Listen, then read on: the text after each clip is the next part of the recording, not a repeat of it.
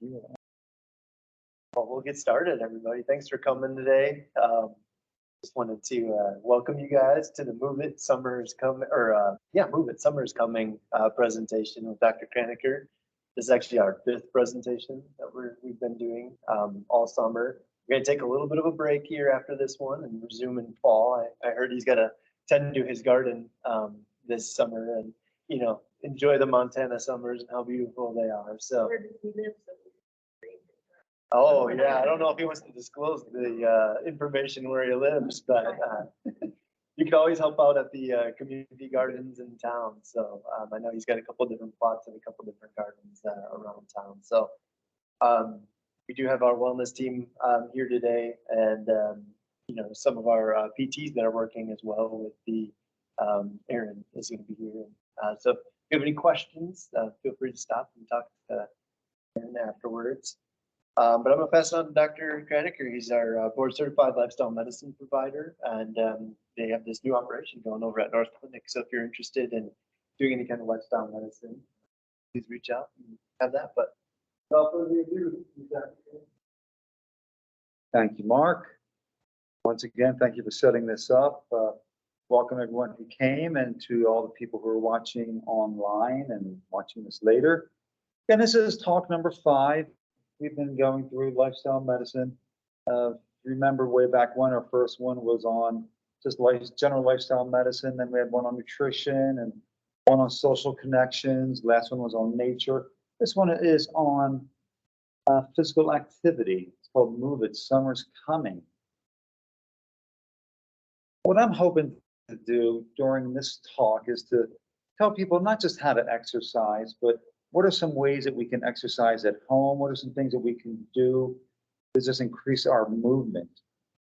All of us are busy. I mean, those of us who work at the hospital, we're learning a new computer system this week. We all have things to do. A lot of us work 40, 50, 60 hours. We've got kids. How can we fit exercise in during that time? Good old Garfield. Put on my running shoes, my jogging shorts, and a sweatband. That's enough exercise for today.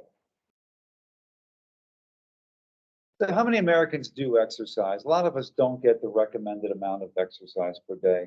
About 1 in 5 adults. A little bit higher for kids, but not a whole lot. Most of the kids that are getting exercise are getting it at school. Some of them are doing organized sports. Organized sports is great for a lot of things, but you don't lose a lot of weight. You don't burn a lot of calories in a lot of them. For a lot of organized sports, kids spend a lot of time just standing around. These are the recommendations by the American College of Sports Medicine and the CDC. Right now, the recommendations are for 150 minutes of moderate intensity aerobic activity every week. And that can be broken down however you wish. Typically, we say 30 minutes a day, 5 days a week. And then twice a week, there should be some muscle strengthening activities. That means basically weightlifting of some sort. Now, these are the latest recommendations. There's been a lot of talk of maybe increasing this from 150 up to 300 minutes per week. But for now, 150 minutes of moderate intensity aerobic activity.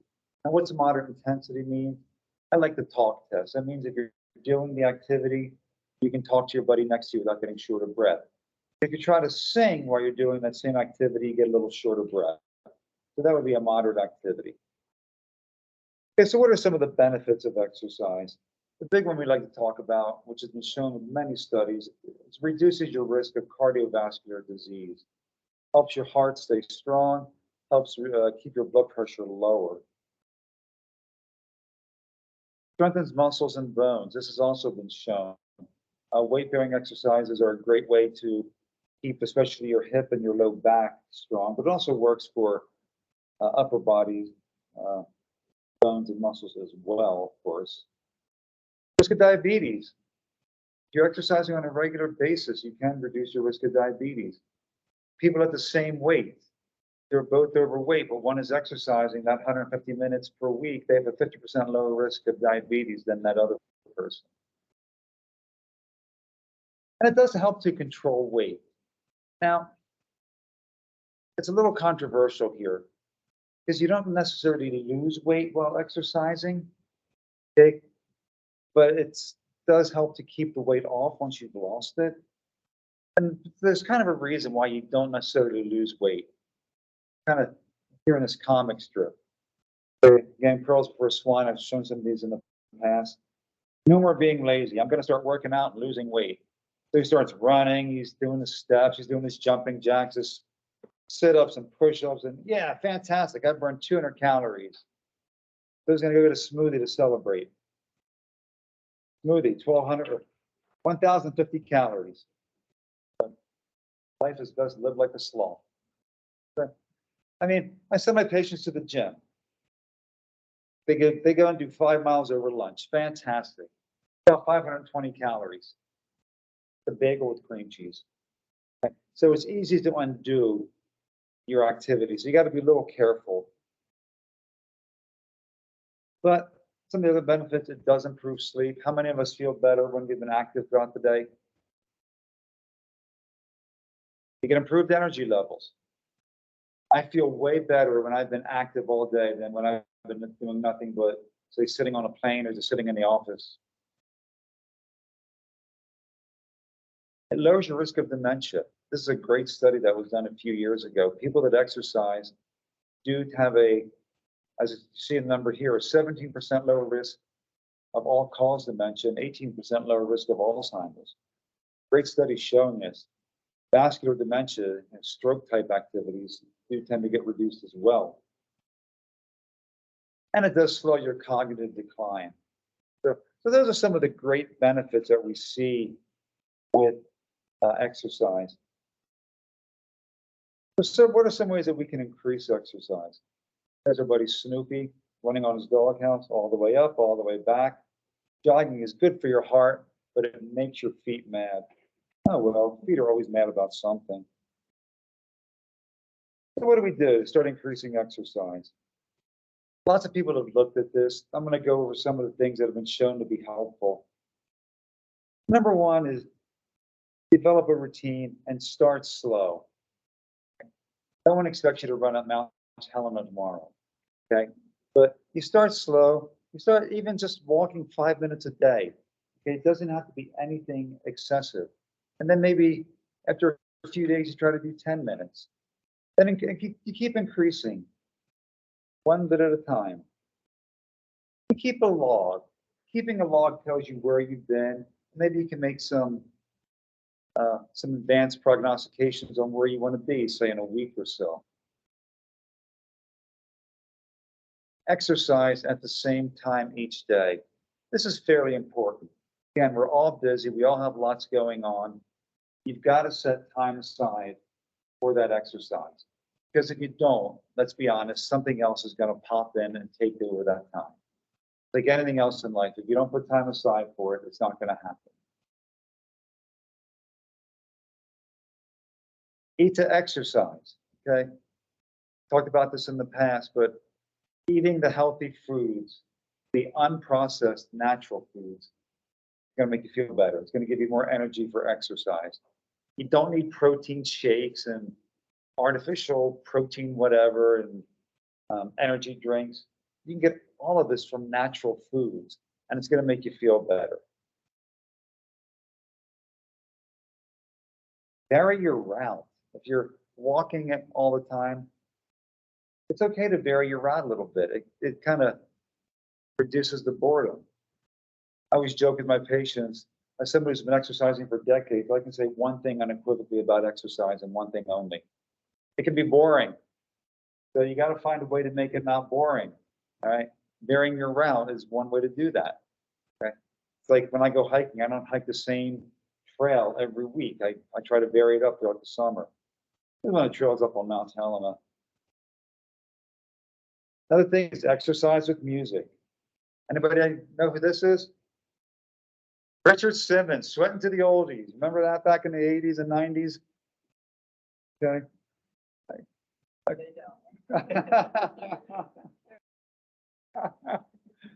Good old Richard Simmons.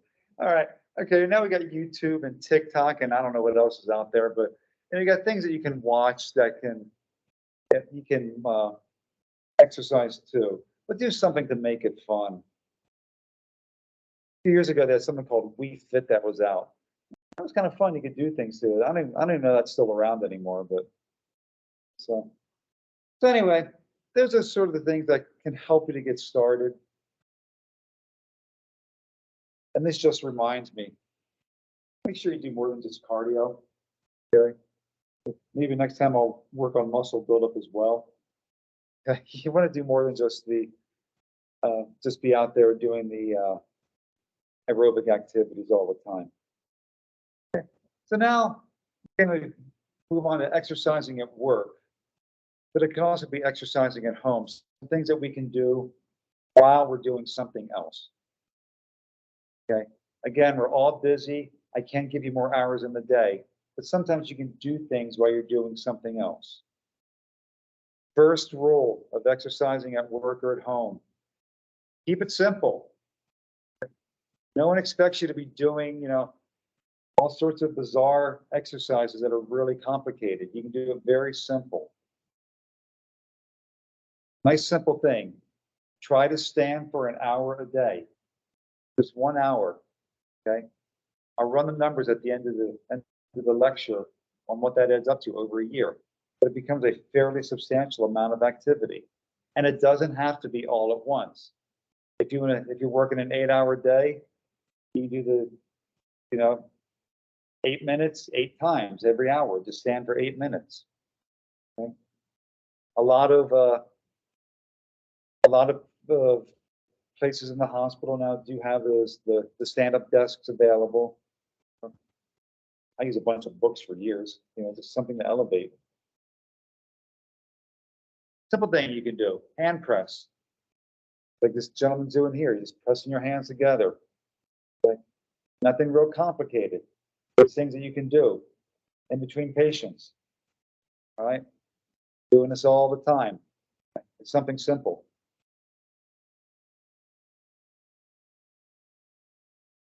Chair press. I'm not going to be able to do that here, but Aaron's going to come up and demonstrate some of these things at the end of our talk here.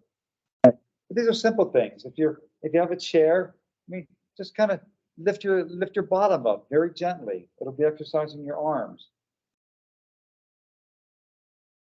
An arm press. All you're really doing, you just have your arms on the desk. You're pressing down. Nice and simple. These are activities that will help you.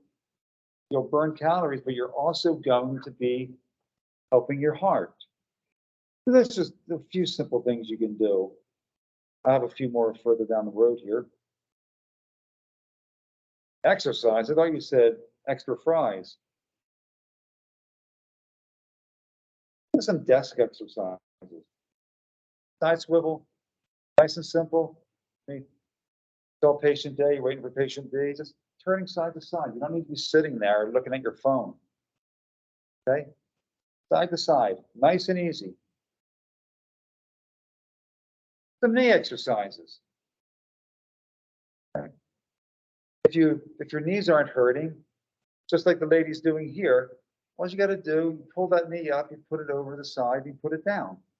These are things you can be doing even while you're typing or dictating. Thigh curls. Now here they have a weight. I think weights make a little more sense, but you can use your backpack, if you want, or your purse or whatever. Anything you have. You don't have to make it complicated.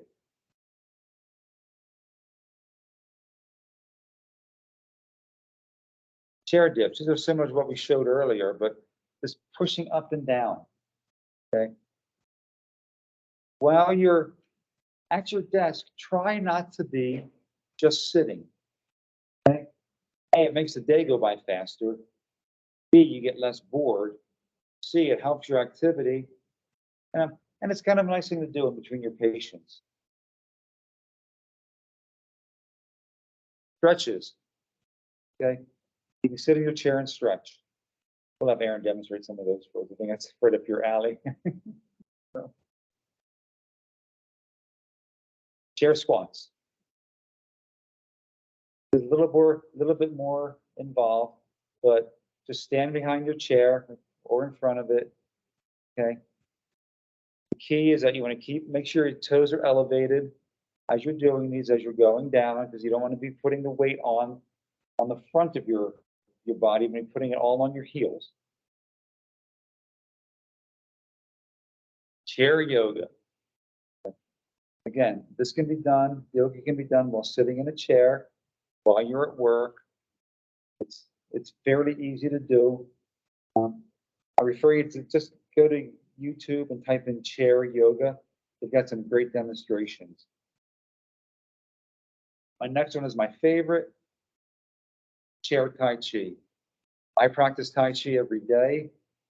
I put up David Dorian Ross. He's got a whole set of videos on YouTube. Tai Chi is an ancient Chinese martial art. It is slow and rhythmic.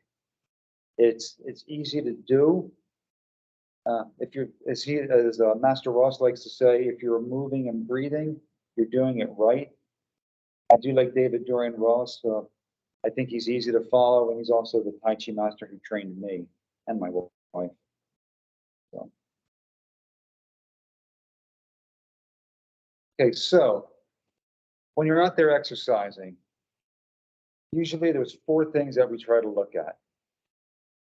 Call it fit: the frequency, the intensity, the time, and the type. Frequency is how often are you doing this? Okay. Somebody comes in to see me, I will tell them I want you to be exercising every day. At what intensity? At a moderate intensity. Right? Like we talked earlier, you can be talking but not singing. What type of activity you want to do? What's the best type of activity? The one you're going to do, the one you like. Okay. I don't like yoga because I'm not bendable, but I like Tai Chi. Right. And then the time. So how long are you going to be doing this? And then we put all of this together in what's called an exercise prescription. So this is something that I would typically write out for one of my patients. I want you to exercise 3 days a week, 60 minutes a day at a moderate intensity. And I want that to be walking. So that kind of covers everything that we talked about. Now, my next few slides are just a couple of things about what if you want to get some equipment for your home or your office that you can do while working. The first one is a stepper. I have one of these at my office. I have 2 of them at my home, one upstairs, one downstairs. I can, it just lets me get some steps in while in between patients while I'm dictating. And I've gotten really good over the years of dictating while I'm on my stepper. It's nice and simple, and they'll keep track of your steps and such if you want them to do that. I just do it on my iFit. A pedal exerciser. These things are wonderful. You can keep them under your desk, or if you want to work your arms, you can bring them up. Okay.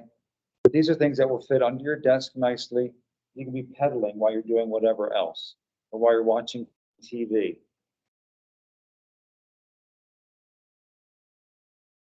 A below desk elliptical. I really like this. I have one of these in my office that I show my patients, but it's an elliptical that just goes below the desk. It especially works well. It's a little easier on your knees if you have some knee problems. It's a great way to be exercising and be moving while you're doing whatever else.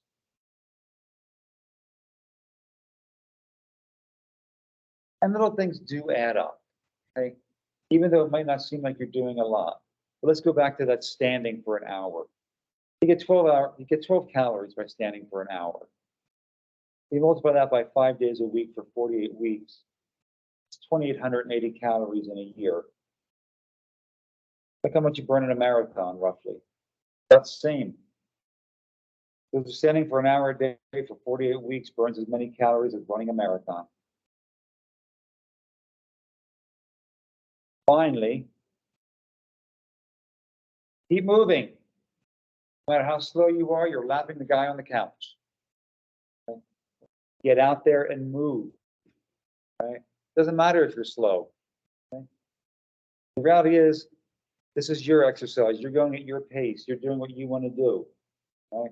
If it takes you 3 hours to get to the top of the mountain, that's okay. At least you got there.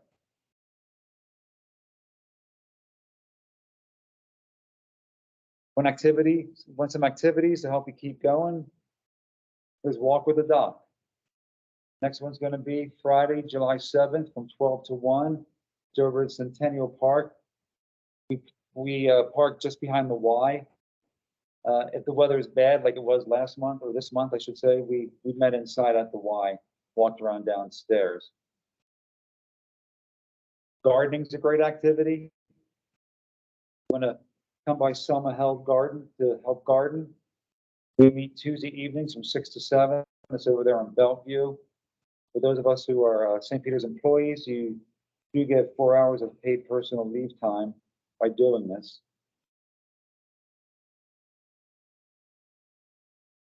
So what are some recommendations?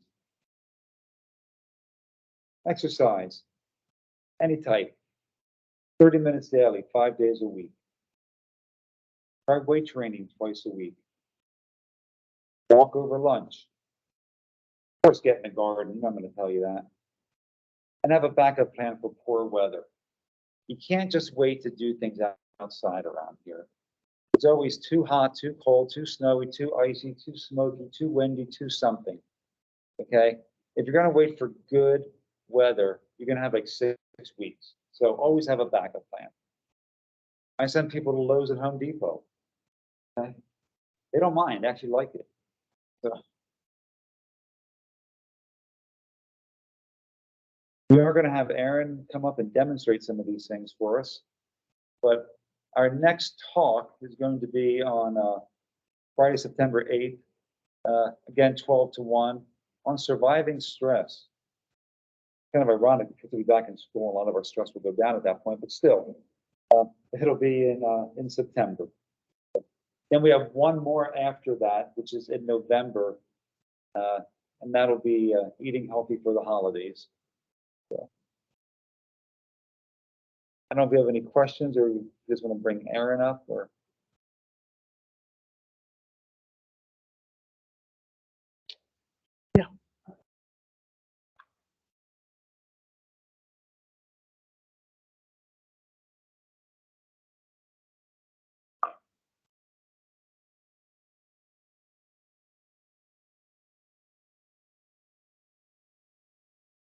Remind me of some of your slides. I don't have any arm rests though, so I can't show you any of the dips, but it's kind of self-explanatory. Holding the back of your chair, twist from side to side. Can't hear my back popping, but it is. So it feels nice. Doing heel and toe raises. If you just start at your feet and work your way up, that's an easy way to just try to get through things, because you're getting the blood circulation going when you're doing this.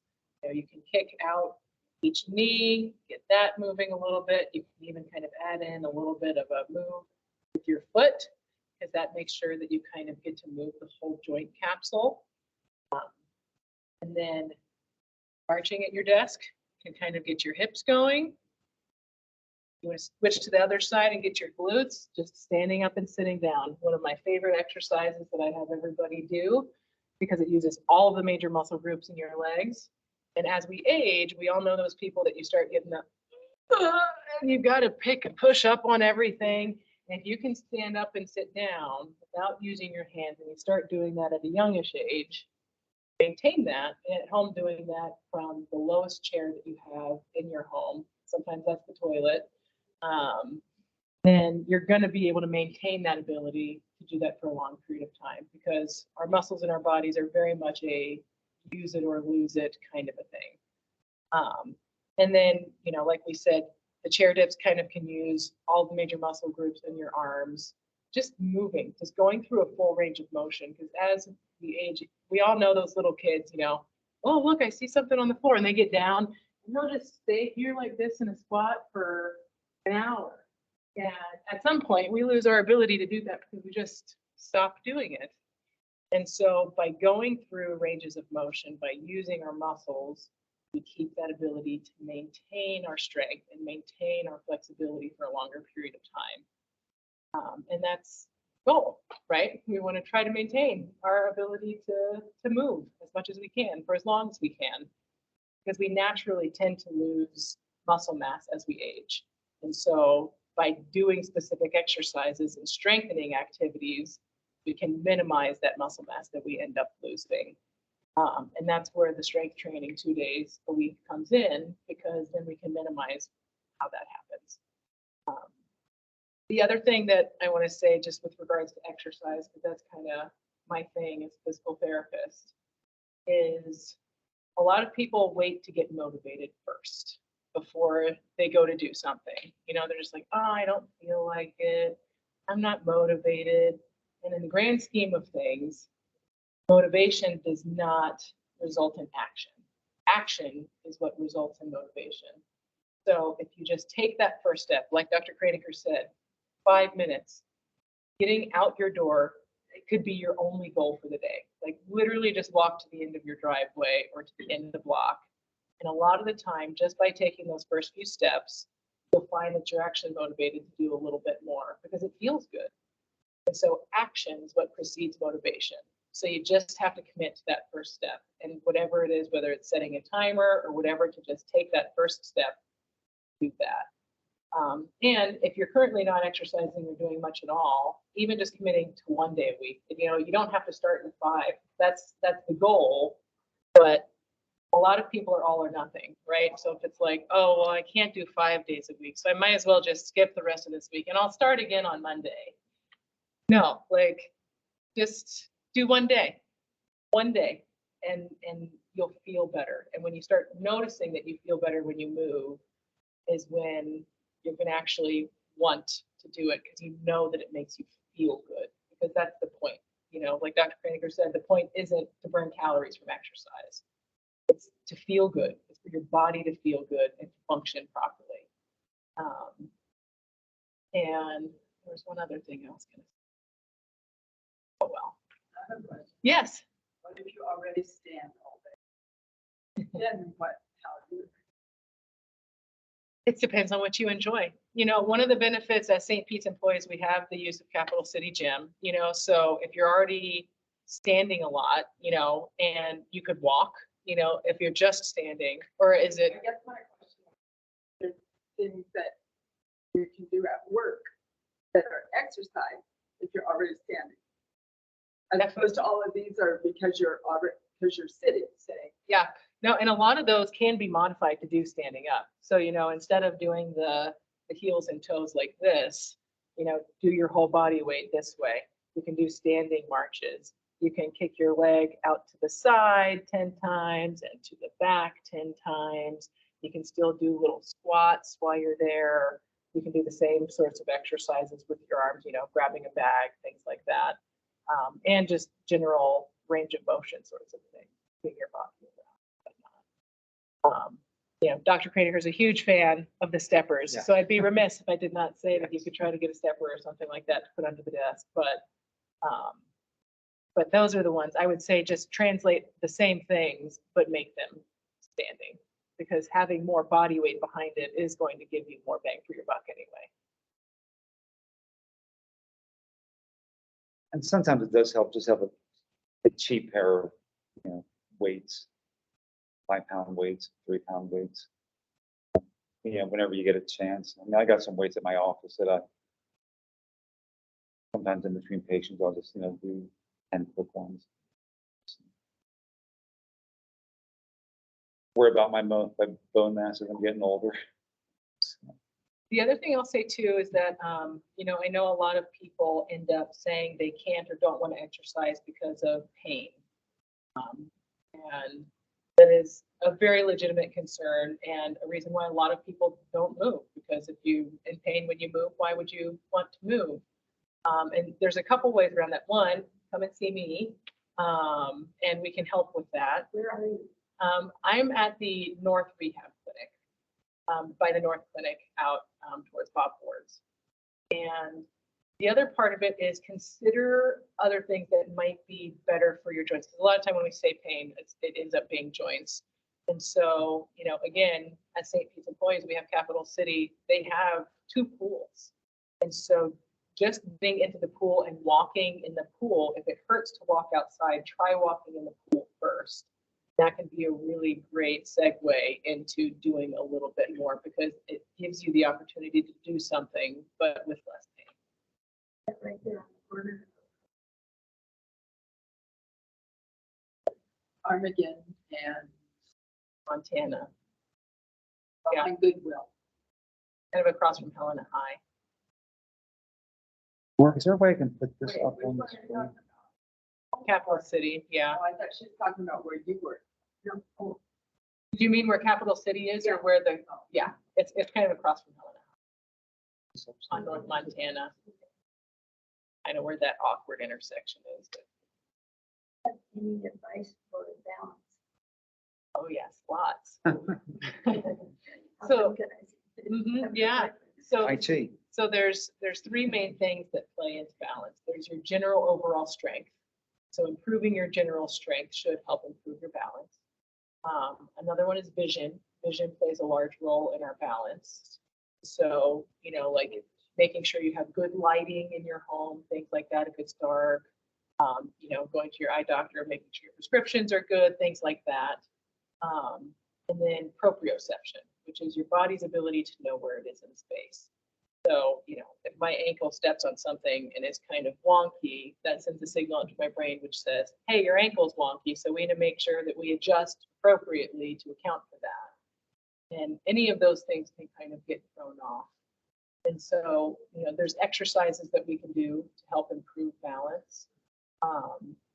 I hesitate to tell people what to do on their own because anything that is going to help your balance also means that maybe is going to challenge your balance a little bit, which puts you at a risk of falling or losing your balance. But you know, standing at a counter and like standing with your feet close together, with your hands at a counter, with your feet staggered, or standing on one foot, those are all things that will challenge your balance a little bit. And if you're in a safe spot where you can hold on, if you start to, you know, grab onto the lip of the sink, you start to lose your balance a little bit, then those are ways that you can slowly improve it. In addition to a million other exercises that I make people do.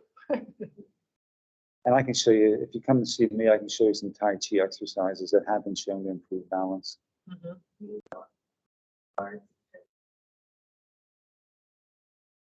We can definitely make sure that you know how.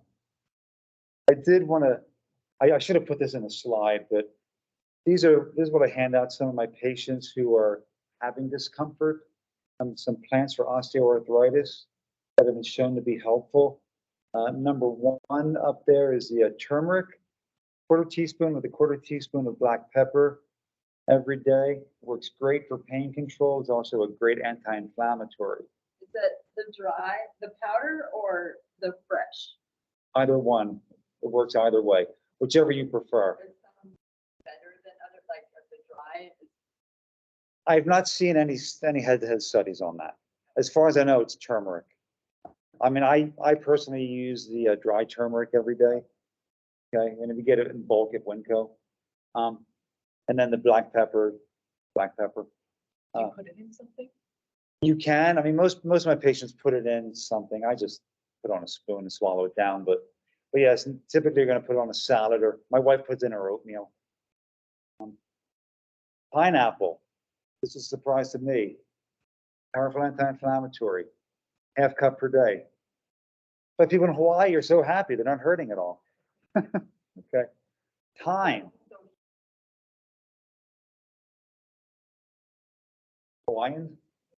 That's all because of the Western diet. When they eat the native diet, okay, they lose a considerable amount of weight and they have normal body mass index.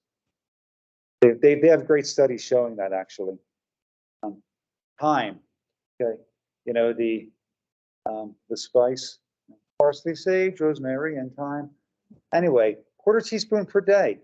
Head-to-head studies with dexamethasone, which is one of our steroids. This was shown to be more of an anti-inflammatory. Tart cherry, half a cup per day. You can either get the cherries or do it in the juice. Red grapes, resveratrol. Okay, it's got to be the red grapes. It's not the wine, it's the grapes. Okay, it's got an antioxidant. It's got a great painkiller. Last one is ginger. You've got gingerol. This is great for after you've exercised. It does help to speed your recovery.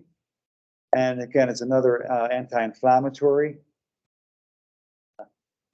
Got a couple more that aren't on there.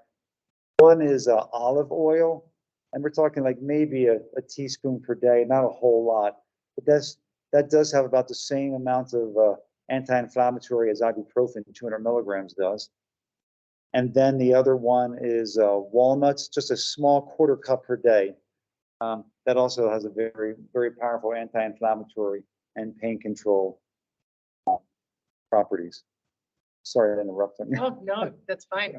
Goes hand in hand with Yes, exercising if you have pain. I think we've gone over, Mark. I'm sorry. Red grape. What's that? Grape. As many as you want, but at least half a cup. Okay. In my mind, you cannot eat too many red grapes.